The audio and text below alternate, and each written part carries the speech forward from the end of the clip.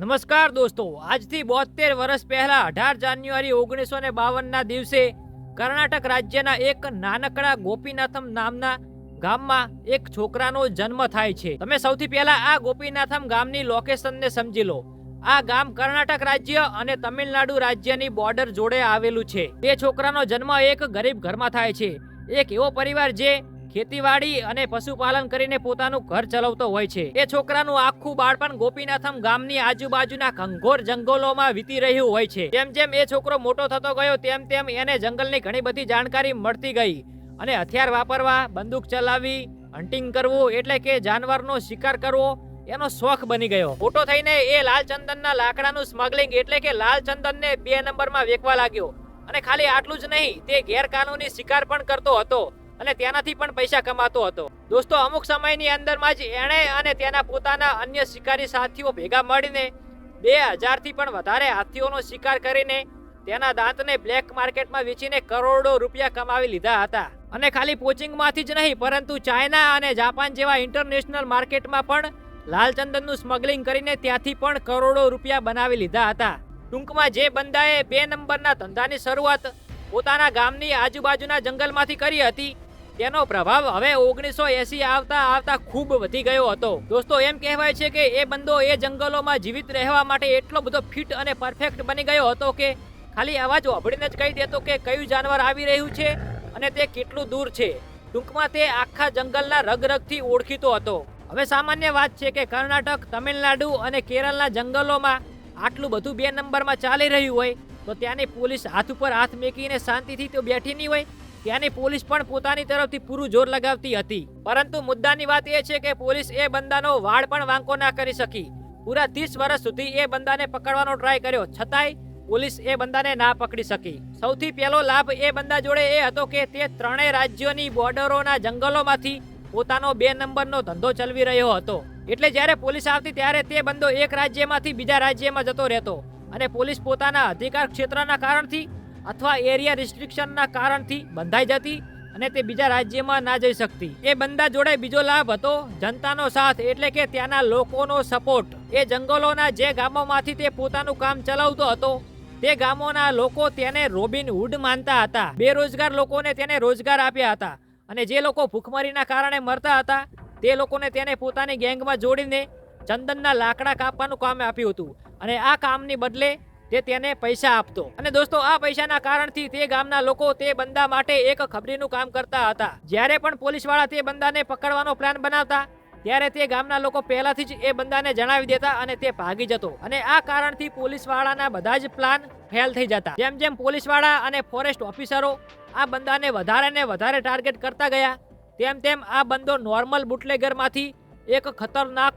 ડાકુ બનવા લાગ્યો. પરિણામે આવનારા આ 5 વર્ષમાં 1984માં, 1991માં, 1993માં, 2000માં અને 2002માં એણે પોતાની હાક જમાવવા માટે એવા કાંડ કરી નાખ્યા કે એકવાર માટે તો પોલીસને જ વિશ્વાસ ના થયો એ વાત અલગ, પરંતુ પોલીસે એના ઉપર જીવતો કે મરેલો પકડાવે એને 4 કરોડનું ઇનામ જાહેર કરી નાખ્યું. 1984ની સાલમાં એક દિવસ એણે સાંજે મસ્ત જમવાનો એક પ્લાન બનાવ્યો.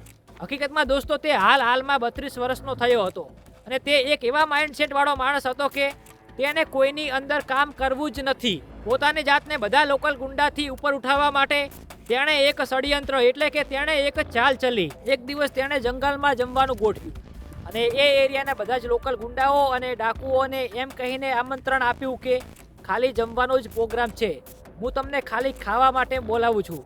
એટલે ના તમારી જોડે હથિયાર હોવા જોઈએ કે ના મારી જોડે હથિયાર હોવા જોઈએ. મોટા ભાગના લોકલ ડાકુઓએ તે આમંત્રણને સ્વીકારી નાખ્યું અને રાત્રે એ બધાનું મસ્ત ખાવા પીવાનું થઈ જાય છે. જમવાનું પતી ગયા પછી તે બંદો બીજા બધા ડાકુઓને એક મીઠી સોપારી આપે છે અને આ જ મીઠી સોપારી આપવી તે બંદાના બીજા ગેંગ મેમ્બરો માટે એક ગ્રીન સિગ્નલ હોય છે કે હવે આ બધા ઉપર હુમલો કરો અને આ બધાને પટાવી નાખો. અને દોસ્તો, આ રીતથી તેણે 1984માં ત્યાંના બધા જ લોકલ ગુંડાઓને ખતમ કરીને ત્યાં પોતાની જાતને સેટ કરવાનું શરૂ કરી નાખ્યું. પછી 1991માં પી શ્રીનિવાસ નામના એક પોલીસ ઓફિસરને તેણે ખુલ્લું ચેલેન્જ આપ્યું કે હું હથિયાર વગર જંગલમાં આ જગ્યાએ અને આ સમયે મળીશ અને જો તારામાં તાકાત છે તો મને પકડી નાખ, અરેસ્ટ કરી દે અને મને જેલમાં નાખી દે.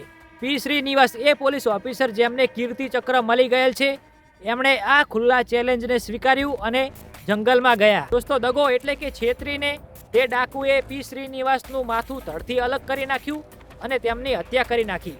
અને તેને આનાથી પણ તેના કલેજામાં ઠંડક ના પડી એટલે તેને તેના સાથીઓ સાથે મળીને આવું કર્યું. ફરીથી 1993ની સાલમાં તે ડાકુએ 2 મોટા ગુના કર્યા. સૌથી પહેલો તો એપ્રિલ 1993માં એક પોલીસ ઓફિસર રેમ્બો ગોપાલ કૃષ્ણનને તેણે એક ખુલ્લું ચેલેન્જ આપ્યું કે હું આ દિવસે આટલા વાગે આ જગ્યાએ તને મળીશ અને જો તારામાં હિંમત હોય તો મને પકડી લે. દોસ્તો, એ ડાકુએ સમાજને પહેલાથી જ એટલું બધું નુકસાન પહોંચાડ્યું હતું કે પોલીસ તૈયાર જ બેઠી હતી તેનું એન્કાઉન્ટર કરવા અથવા તેને ગિરફ્તાર કરવા. એટલા માટે દોસ્તો ગોપાલ કૃષ્ણએ તે ચેલેન્જ સ્વીકાર્યું અને પોતાની સાથે બીજા 22 પોલીસવાળા લીધા અને જે જગ્યા આપી હતી ડાકુએ એ જગ્યાએ તે બધા નીકળી પડ્યા તેને પકડવા. અને ગાઈસ, ડાકુએ જે લોકેશન આપ્યું હતું પોલીસવાળાને એ લોકેશન ઉપર રિયલમાં ડાકુ હતો નહીં, કારણ કે આ એક ચાલ હતી. ત્યાં જંગલમાં એક પાલર નામની નદી આવેલી છે.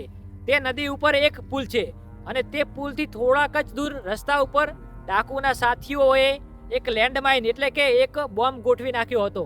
અને જેવા જ પોલીસવાળાથી ભરેલી બસ અને જીપ આવી એટલે તેમના સાથીઓએ આ બોમ્બને બ્લાસ્ટ કરી નાખ્યો અને આ બ્લાસ્ટમાં 22 પોલીસવાળાના મૃત્યુ થયા અને પાછળ જીપમાં રેમ્બો ગોપાલ કૃષ્ણ હતા એ પણ સિરિયસલી પેરેલાઇઝ થઈ ગયા. દોસ્તો, આ બ્લાસ્ટ પાલર બ્લાસ્ટના નામથી પણ ઓળખાય છે. આ કાંડ 1993ની સાલનું પહેલું કાંડ હતું. જો વાત કરીએ બીજા નંબરના કાંડની તો તે ડાકુને 2 નવેમ્બર 1993ના દિવસે 8 ઢોરા ચારનારાઓ ઉપર શક પડે છે. તે ડાકુને એમ લાગે છે કે આ 8 માણસો પોલીસના ખબરી છે એટલે તે ડાકુ 8 ઢોરા ચારનારાઓને તરત જ મરાવી નાખે છે. પછી ફરીથી 2000ની સાલમાં તે ડાકુએ અનબિલીવેબલ કાંડ કરી નાખ્યા. આમને તો તમે ઓળખતા જ હશો, મિસ્ટર પુનીત રાજકુમાર, ફેમસ કન્નડા સિનેમા એક્ટર, જેમનું હમણાં જ 3 વર્ષ પહેલા હાર્ટ એટેકના કારણથી મૃત્યુ થયું હતું. એમના જ પિતા લેજેન્ડરી કન્નડા એક્ટર ડોક્ટર રાજકુમારને પણ આ ડાકુએ ઘરમાં પેસીને કિડનેપ કર્યા હતા અને જંગલમાં લઈ ગયા હતા. જે દિવસે કિડનેપ કર્યું ત્યારે ખતરનાક વરસાદ થઈ રહ્યો હતો અને આ ડોક્ટર રાજકુમાર પોતાના ફાર્મ હાઉસના એક રૂમમાં ટીવી જોઈ રહ્યા હતા અને ત્યારે આ ડાકુ ડોક્ટર રાજકુમારના ઘરમાં ઘૂસી ગયો અને તેમને જઈને કીધું, વી વોન્ટ સર. દોસ્તો, ભારે વરસાદમાં તે ડાકુ ડોક્ટર રાજકુમારને પોતાની સાથે જંગલમાં લઈ ગયો હતો.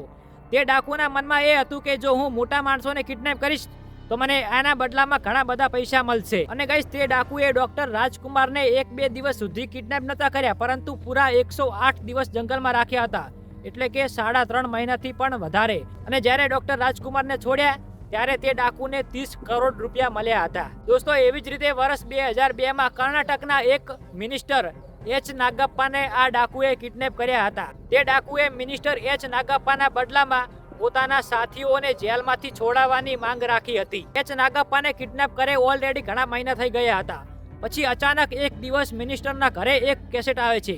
તે કેસેટ એચ નાગપ્પાના પરિવારના લોકો જોવે છે. એ કેસેટમાં તે ડાકુ ખુલાસો કરે છે અને એમ કહે છે કે હું ભગવાનની કસમ ખાઈને કહું છું કે મેં મિનિસ્ટર એચ નાગપ્પાને નથી માર્યો, પરંતુ મિનિસ્ટર એચ નાગપ્પાને જયા લલિતાએ મરાયો છે. એ ડાકુ એમ જણાવે છે કે એક દિવસ જંગલમાં અમારી ગેંગ ઉપર પોલીસે હુમલો કર્યો અને ત્યારે અમારી જોડે એચ નાગપ્પા પણ હતા. એટલે પછી મેં અને મારા સાથીઓએ એચ નાગપ્પાને ઘણું સમજાવ્યું કે તમે ભાગી જાઓ, પરંતુ એચ નાગપ્પા ભાગ્યા નહીં અને પોલીસની ફાયરિંગમાં એક ગોળી એચ નાગપ્પાને વાગી ગઈ. આ ઘટના બન્યા પછી મેં ઘણા બધા દિવસ સુધી રાહ જોઈ કે પોલીસવાળા એચ નાગપ્પાના મોતના સમાચાર બધાની વચ્ચે જાહેર કરશે, પરંતુ આવું કશું થયું નહીં. એટલે મને નવાઈ લાગી.